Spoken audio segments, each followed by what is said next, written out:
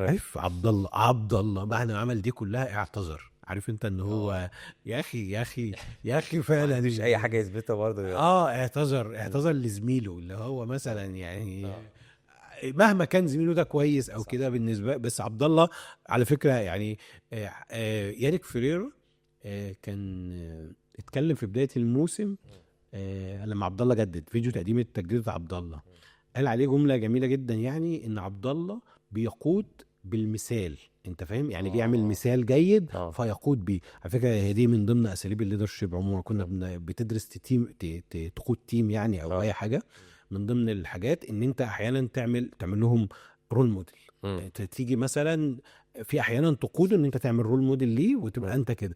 فعلى فكره معظم الناس بره بياخدوا يعني بياخدوا طبعا عندهم تكتيك فنيات وكده، بس بياخدوا كوتشنج اللي هو اداره الناس. الكوتشنج هنا مش تدريب الكوره، فبياخدوه نفس اللي بياخدوه الناس ايه في الامثله الشركات. الثانيه بقى؟ ايه اديني مثال كمان غير لا في ليدرشيب بالكاريزما، وفي ليدرشيب بالسيتويشن اللي هو بس بيبقى عنده حسب السيتويشن بيقود وبتاع، وفي ليدنج بالشركه نفسها بقى بالرولز بتاعت الشركه والحاجات اللي زي عبد كده. الله سعيد مثال يعني اللي رول مطلوب، موديل يعني قدامهم طول الوقت واحد بيطبق حاجه.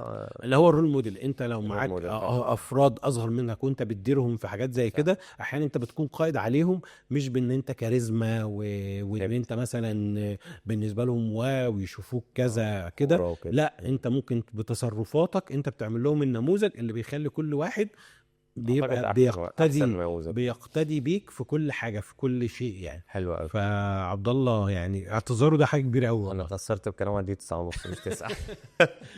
ماشي.